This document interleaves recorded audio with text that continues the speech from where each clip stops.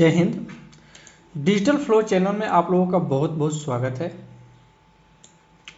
दोस्तों, जैसा कि आपने थंबनेल में देख ही लिया होगा कि हम आज कौन से टॉपिक के बारे में चर्चा करने वाले हैं। स्क्रीन पे भी आप देख रहे हैं, एक नई खबर सामने निकल के आ रही है। राज्य के हाई स्कूलों में भी होगी ITI की पढ़ाई। अब ये ITI क्या होता है, इसके बारे में मैं आगे बताऊंगा। इसमें क्यों आवश्यकता है लोगों को ITI की, यहाँ पे हेडिंग में दिया हुआ है। हेडिंग के ऊपर एक नोट्स छोटे अक्षरों में टाइप किया गया है, जिन प्रखंडों में एक भी ITI नहीं है वहाँ के स्कूल में एक ट्रेड की पढ़ाई होगी। मीन्स जहाँ पे जिस प्रखंड में अगर ITI गैर या सरकारी कोई भी ITI कॉलेज नहीं है, वहाँ के हाई स्कूल में एक सब्जेक्ट ITI का पढ़ाया जाएगा। ITI के बारे में जानकारी, कोई एक सब्जेक्ट के बारे में जानकारी दी जाएगी। और ITI क्या होता है ये मैं अभी आगे बताने वाला हूँ। और आगे पेपर में देखेंगे तो पेपर में दिया गया है बहुत सारे प्रखंड ऐसे हैं जहाँ पे अभी तक ITI के कोई कॉलेज नहीं है। ITI पढ़ने के लिए या तो दूसरे डिस्ट्रिक्ट में जाना पड़ता है या फिर शहर में जाना पड़ता है या किसी दूसरे राज्य में भी जाना पड़ता है, खास करके बिहार के बच्चों को। ये बहुत ही सोचनीय बात है। इस पर सरकार तो कुछ की नहीं, लेकिन अभी देखिए एक खबर निकल के आ रही है, आगे क्या होता है। इसमें क्या गया है, बोला गया है 210 प्रखंड में एक भी सरकारी या निजी ITI नहीं है।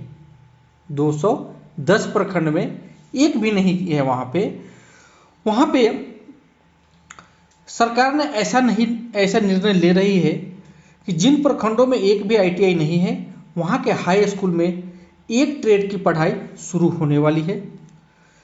राज्य की हाई स्कूलों में ITI की पढ़ाई होगी। वैसे प्रखंड जहाँ एक भी ITI नहीं है वहाँ के हाई स्कूल में कम से कम एक ट्रेड की पढ़ाई ITI से संबंधित होगी। बहुत सारे ऐसे प्रखंड हैं। ITI से जुड़ी सभी कामकाज राज्य सरकार तय करेगी। उनका एग्जाम्स कैसे लेना है, एडमिशन्स के बारे में जो कुछ भी होगी सभी राज्य सरकार करेगी। परीक्षा कैलेंडर का अनुपालन भी राज्य सरकार को ही करना है।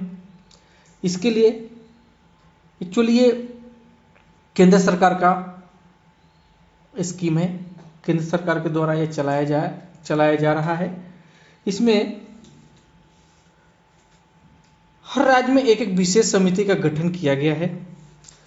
बिहार में श्रम संसाधन के प्रधान सचिव अरविंद कुमार चौधरी जी की अध्यक्षता में यह समिति गठित किया गया है। यह समिति सुनिश्चित करेगी कि राज्य के सभी प्रखंडों में अनिवार्य रूप से सरकारी या गैर सरकारी ITI हो। इन्होंने एक नया कमेटी बनाया है, एक नया समिति का गठन किया गया है। वो समिति यह सुनिश्चित करेगी कि जितने भी प्रखंड है सभी प्रखंड में एक ITI कॉलेज हो। ये श्रम संसाधन के प्रधान सचिव अरविंद कुमार चौधरी जी की अध्यक्षता में ये सब कार्यकाल अभी बिहार में फिलहाल चालू हो रही है। इसके तहत वैसे प्रखंड जहां एक भी ITI नहीं है वहां के एक हाई स्कूल का चयन करना है और उसमें पढ़ाई शुरू करना है। इसके लिए उन लोगों का जो भी कार्य मैपिंग है ये सब काम कर रहे हैं। उसके ऊपर कौन से प्रखंड में कहाँ पे ITI है कहाँ पे नहीं है, उन लोगों का उन्होंने एक मैपिंग तैयार कर रहे हैं। उस मैपिंग के तहत ये सब पहले डाटा इकट्ठा करेंगे, उसके बाद वो चालू करेंगे हाई स्कूल में आईटीआई का एक सब्जेक्ट उन्होंने पढ़ाना शुरू करेंगे। अभी मैं आप लोगों को एक चीज़ बता देता हूँ कि ये आईटीआई आखिर होता क्या है। आईटीआई होता क्या है?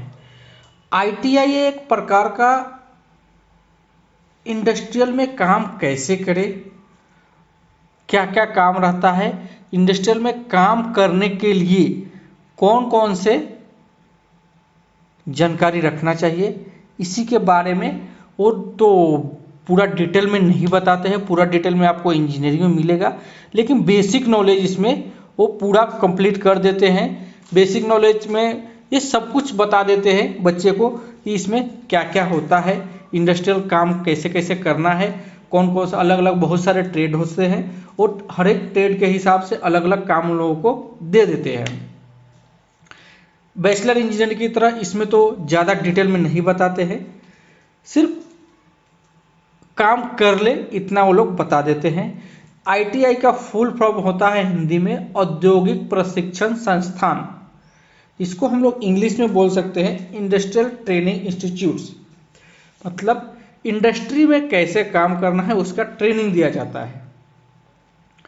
आप आईटीआई के तहत कोई बहुत से बड़े पोस्ट पे या बहुत सारा बड़ा काम नहीं कर सकते हैं, सिर्फ आपको एक काम चलाओ या कोई काम करने के लिए आपको जानकारी उतना प्रदान हो जाती है जितना से आप वहाँ पे उस फैक्ट्री या उस कंपनी या उस औद्योगिक में आप काम कर सकते हैं।